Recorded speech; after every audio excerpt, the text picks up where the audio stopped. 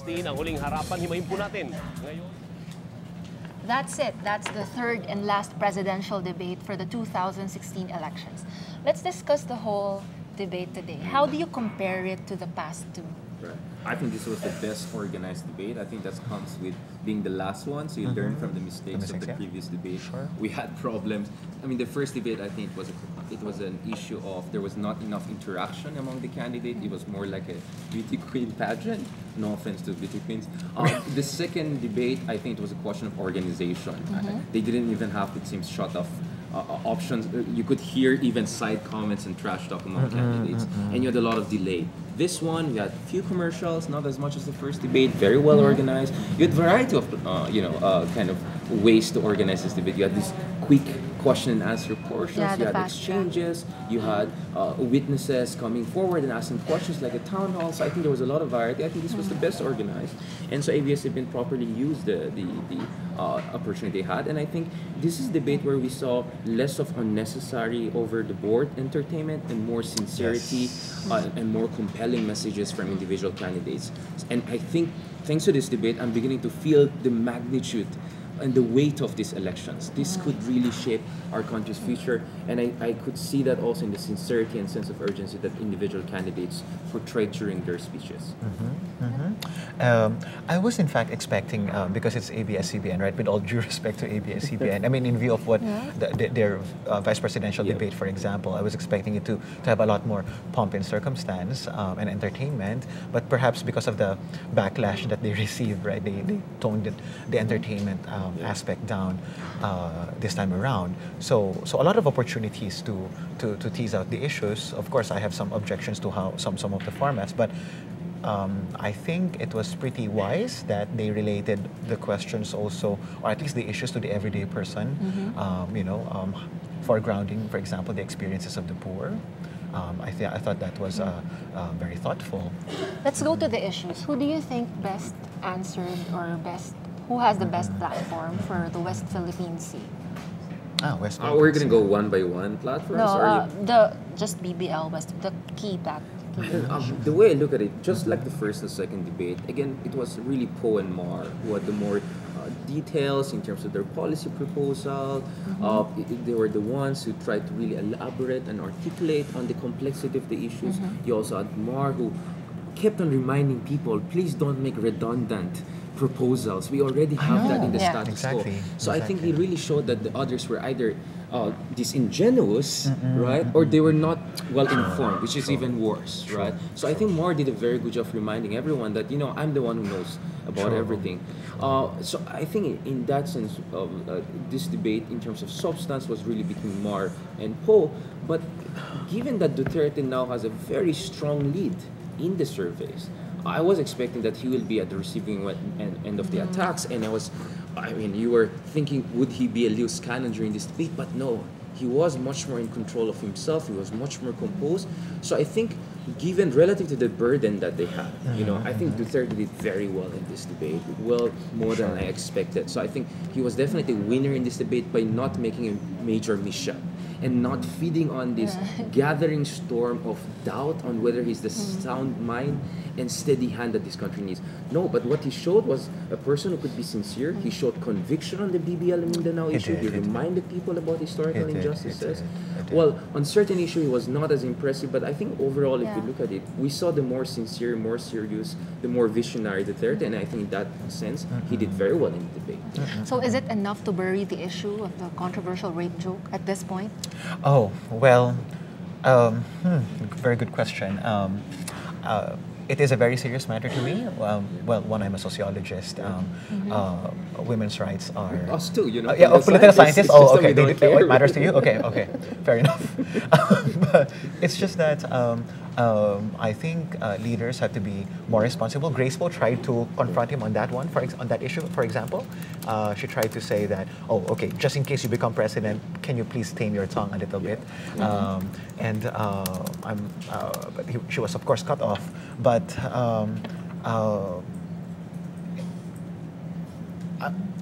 in as much as we can bury that at this point in time, I think we need to be very careful also with regard to Duterte because he sends conflicting messages, I think, or conflicting signals. You know, he's nice now. Tomorrow he can be loose cannon again, and then on another day it depends on his audience. Or just on Saturday, for example, he was at Lyceum and he was explaining himself as someone who was trying to confront the elite and the political elites, and therefore presenting himself as someone who's authentic. Again, another word, a word that I keep repeating here. So we just need to be very careful. To answer your question about who got it, in this particular debate, of course, I am attracted to Roxas because of his familiarity with the issues. But I need to highlight also that at the end of the day, his solid familiarity with all these policies and programs of the government may not necessarily make a difference in the eyes of the voters because, again, at least our research would show that intelligence doesn't really matter. So talking about your achievements, academic achievements, for example, may not necessarily gain traction amongst the electorate. Again, what really would shine through for people, or what they would hope would shine through, is sincerity, prinsipyo, and pagkalinga sa mga mahihirap. Again, across classes, we saw at least these three attributes to be the top three qualities. So intelligence or academic background doesn't. Yeah, they do matter to a certain extent, but not as important, for example, as those three: concern for the poor, prinsipyo, and integrity. If you're to pick a winner for the whole debate, who would it be? And give us your reasons for picking that person. In terms of readiness, okay, let me. I don't want to see as someone who's completely biased for a person, so let me just qualify my answers. In terms of readiness, I think it has, he came to the debate fully prepared, as he always has anyway. Yeah. It's certainly Roxas. He knew all the policies at stake. He knew the issues at stake, and that is very impressive. You don't go to school without having done your homework, and to a certain extent, it is to be expected of Roxas. I mean, someone who's been working for the government for over a decade now, right? But in terms of a message that could resonate more with the people, I think it's got to be Duterte. In terms of exactly the same thing. Oh, did you? Okay. You can quote me. But in terms of, he has got that at one level, what you were saying, right? Sincerity, but at another level that, okay, I'm not giving up on my toughness, for example, right? And I think that message, that dual message, I am sincere about what I do, but I'm also not backing down on my toughness. That would be very compelling to many people. So you have two criteria, right? Readiness and readiness and well, not necessarily two criteria, but in terms of readiness, it's more Roxas. Okay. But in terms of the convincing message, I think that would matter more. I think to the electorate, the toughness that the classes A, B, C would prioritize, and the sincerity that everybody would certainly could resonate with. Yeah. Weird. I mean, of course, I kind of intimated that a while ago. I think it's a question of substance and master of policy details. It's Roxas and Poe. It's a close fight. Perhaps I'll still give it to Roxas because in certain occasions, I think kind of reminded Poe that what you're suggesting is already status quo, among other things. And Poe made some controversial. I mean, like reduction of corporate tax and how exactly is that going to work? So she threw some policies here and there that I think she didn't properly articulate, but both of them I think did very well in terms of substance and master policy detail, which is consistent with the first and second debate. But I'll give Roxas an edge. But again, on emotional resonance and compelling messaging, I think the whole Duterte stop it doctrine is something that will really echo across a lot of people in the electorate. And I think on that Mindanao issue, on that fifth round, he really showed conviction, which I think no one else matched. Other people showed conviction, no question about it. I think Mar and Poe, Miriam, all of them showed conviction on different issues. But that round was a very clear victory for Duterte, and he showed to the people that he's actually a caring person. That's he's true. not the kind That's of true. narcissistic, low canon person that he That's was. true, yeah. Maybe you were saying like maybe this guy tomorrow is gonna be a different guy, but Sure. at least he showed that he has different dimension. There's Yeah, another yeah, yeah. Duterte Yeah, that a yeah. lot of people forget about. And that Duterte could be the president of 100 million souls. So I think in that sense, Duterte did a very good job. Now, let's be honest, perhaps with our electorate, what will matter is more the emotional resonance and compelling messaging than the substance and master policy details. So you That's could say true. Duterte is the winner of this debate in that sense, especially since he's already the leading candidate in surveys and he was expected to come under fire because of the rape joke and other controversial statements he made, That's including in the West Philippine Sea. He said something like, Oh, yeah, that could be that- interpreted like, are you saying that sovereignty is negotiable? But he cruised. He just navigated this difficult, this difficult fault lines, and I think he came out very much confident and composed. So you could say the 31 this debate if emotional resonance and compelling messaging is the main criteria. Okay, we now go to the reaction of our social media users. Talking to Caterina Francisca. Okay, what? In all three of the debates, we see that there's been a consistent trend. It's always been Davao Mayor Rodrigo Duterte who always emerges as a frontrunner in all three of the polls, based on the debates in Cebu and in Cagayan de Oro. And the second and third place usually switch between Rojas and Santiago, except for the second debate, of course, where Yeah. Miriam skipped the debate. But in this round, it's Duterte on top, followed by Miriam in the first part where the town hall part of the debate, and Rojas in the part where they faced off on various issues and answered questions in the fast talk portion. So if you look at the trends, it's been Duterte and Rojas or Miriam, then Grace Poe, and consistent last placer would be Vice President Pinay. For this debate, did you see a different Duterte that made him go to the top of the netizens' choice? It's actually a little hard to say because it's always been placing number one in all the other debates, regardless of what he says, of the controversial statements that he made. For instance, in the past debates, he's been attacked on some issues, but he still emerges as the number one choice. So maybe you can say that he has a very engaged voter base who's also supporting him online. Okay, thank you. We now go to the Rappler editor's choice. We're going to talk to Glenda Gloria, managing editor. Hi. Yes, we broke it down to three, no? So we judged the first round and lumped it all together, the discussion and issues and sectoral issues about peace in Mindanao. And for that, we gave it to Grace Poe. Let me just read, because we just published the story, and you can actually read there that we used three criteria: truthfulness, overall impact, and knowledge and facts on file. She appeared most prepared and was able to make best use of the limited time to answer. She also gave very specific plans and suggestions on policies and issues, and she merged all this with a human touch.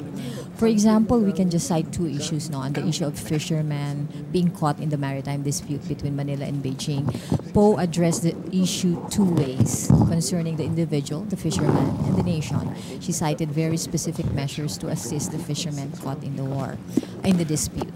On the issue of peace in Mindanao, ironically, it was only Poe who cited the terror threat. All the rest of the candidates talked broad strokes about the peace process in Mindanao and that it should be pursued. But the real threat in Mindanao now is not the rebellion of the MILF, but precisely terrorism and ISIS. And she was the one who very specifically said that government should not be dealing with terrorists, should not be holding peace negotiations, but that the peace process should include not just the rebel groups, but also other indigenous peoples, for example, who are involved in Mindanao. So for that round and sectoral issues, it is At based. the very least. Thank you. Let's go now to Patty Pasion, who's covering the campaign of Miriam Santiago. Sino daw ang editor's choice? So, what can you say about Santiago's performance now? Because she was absent during the second debate. Well, now she was able to express her thoughts and her, brilliance much better than how she did during the first debate when she really had the difficulty of understanding the questions and explaining her ideas or her stances on issues. Her performance is much better now compared to the first debate, but it is still not the Miriam Santiago that we all know. I saw that there were several times that she had to stop and to ask the question again, and she really had a hard time sometimes thinking of what she's gonna say. That's my next question. Is this the new Miriam now? Like when you cover her in sorties, does she usually stop to gather her thoughts? Not the not the feisty senator that we once. Actually, during her past sorties, before she took the miracle drug or the secret drug that she's talking about, she's like that. She always stops to think about what she's gonna say, or it seems that she's collecting her thoughts first. But after that, it's very miraculous that she can actually enunciate her thoughts very well. She can actually, the reporters covering her noted that she's really strong because she can go up up several flights of stairs going up the stage. So now I'm a bit surprised about on her performance because she has been very well in the past four sorties that she went to. Let's now go to Pia Ranada, who's covering the campaign of frontrunner Rodrigo Duterte. Hi, Pia. How do you describe the performance of Duterte in this last debate, considering that we're still fresh from the rape joke? I think actually he was pretty safe during the debate. He rebuffed the remarks. He gave a rebuttal. He explained himself. But I believe for me he toned down. He was a toned down version compared to who he is during rallies, during ambush interviews with reporters. And also I thought there was more meat in his statements. He gave more policy oriented responses. Like this is the first time he mentioned the OFW department. He was also more I think put together when he responded to the traffic question on Metro Manila traffic. So I thought he did better than in the past debates. He was less jokey, he was less cute, he was more into policy, but he was also consistent in his agenda of political will, of fighting corruption and crime.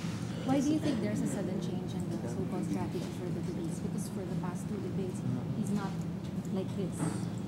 I think he recognized that it's a sensitive moment for him, that this is a chance for him to redeem himself, to show people that he can be serious, he can be decent in front of a lot of people, and in the public eye. So I think he wanted to play it safe a bit, and also show people that he's more than his bad mouth, he's more than gutter language. So I think that was his strategy coming into the debate. He didn't want to ruffle so many feathers, but at the same time, he still wanted to show his strong side, his aggressive side. Like you saw the duel between him and Rojas. So he was still repeating that this government has failed the people. So he compromised a bit on his language, but he did not compromise on certain aspects of his agenda. What do you think is his strongest point for this debate? Any issue that, you felt na siya yung nauna or siya yung pinakamagaling, siya yung may... Well, I thought that... I liked his answers on the OFW and the traffic. I thought they were more concrete than the others. I thought, they had anchor points compared to the others. And his understanding of the Mindanao conflict also works for him because unlike the other candidates who can only say that they feel for Mindanao, they feel for the ones who ask the questions, you can really say that Duterte has experience of Mindanao. He's been a Davao City mayor for 22 years, so he knows the conflict. He talks to the NPAs. The NPAs even see him as an ally for certain points. So when he talks about Mindanao and about talking to groups, trying to bring peace, trying to bring Joma season back, you can say that he has the experience, he has the track record because he has delivered on those before. He has already, there were hostages surrendered to him. So a lot MNLF and different groups have said that they support him. So on that ground, even if he's not strong in terms of speaking, like public speaking, he has the history, the the track record to prove that he can do it. Let's go now to Vice President Judge Morbinay.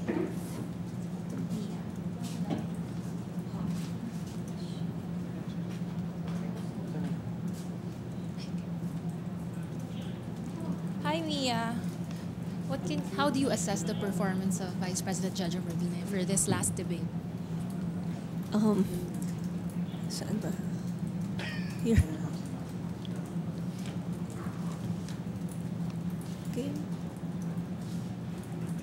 Game na.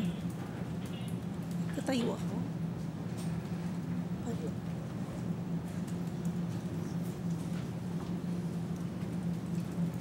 Surprise. Saan ba? Dito. I think the Vice President tried to be more relaxed. It felt like he was talking in a campaign rally. The way he gestured, the way he tried to put his message across to the people. I think he tried his best to do that. Did he say something he didn't say his past speeches, his past debate? I was expecting him to attack his favorite subject, si Mayor Duterte, but he didn't do that. Instead, I think he focused more on his platform, on what he planned to do. So I think he tried to be more informative in that regard. Okay, thank you. Let's now go to Mar Rojas. Hi. Mar Rojas, how do you assess the performance of the administration standard bearer? He did well. In fact, we're drafting the story now on who won in terms of the closing statement. I think we believe that he had the best closing statement. He said the right words in the almost perfect tone and raised the right issues. He said, this election has come down to between the talker and the doer.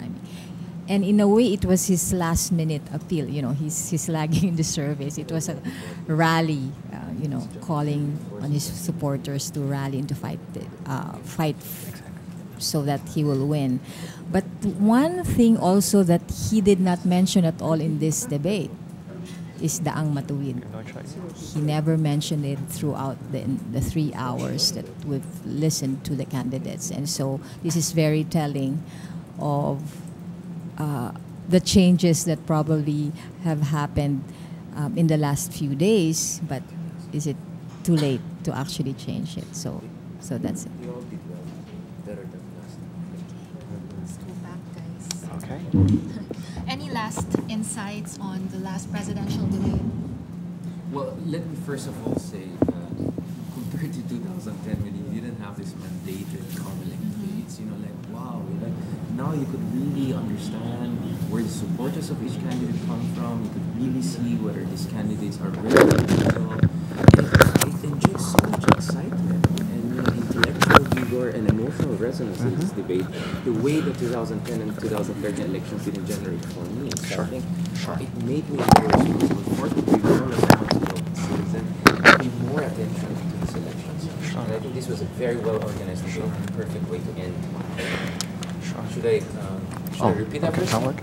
Okay, and I think this was a very good way to end the series of presidential debate. And I hope this becomes a trend for the future because we have set a very high benchmark. That's right. And we have to also thank all the candidates for giving us the time and explaining to us their policy platforms. Maybe the only thing I would suggest to everyone is to do what other candidates do abroad. So they give a snapshot, kind of a preview of their policy, and then say, you can go to my website and see how I explain the other details that I cannot explain in 1 to 2 minutes. So let's be also fair to them. They have limited time and they have to appeal to a lot of audience. So it's good if they have a backup website or something that explains more in details. So they'll just provide us a preview. But nonetheless, I'm very much pleased with this debate. Sure. Of course, I'm very pleased with the debate also. Although I was expecting education to be one of the main issues, I thought that was flagged as a key topic, but I don't know why it's not there. I agree with you, Richard, in saying that this is perhaps this has set a new benchmark for future elections insofar as the quality of candidates and discourse is concerned. Randy David, in his recent column said that never have we had any candidate that challenges the elite, for example, at least in the in Duterte, for example, and so okay. So should I repeat everything again? Okay, sure. I feel that how do I phrase this? I feel that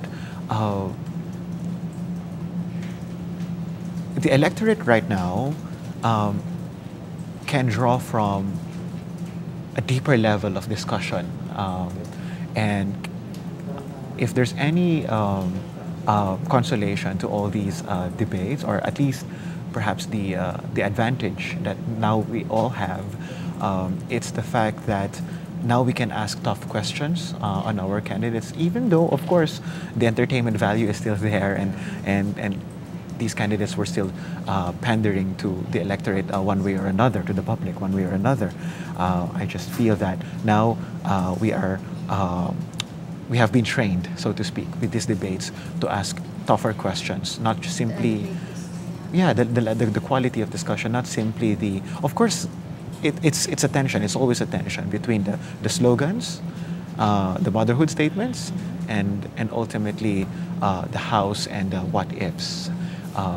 And I hope that in the next 2 weeks, these questions will become more, important for all of us. Yeah. Do you think these debates were successful in trying to make the people choose the best candidate for them? Like, nalinawan ba sila?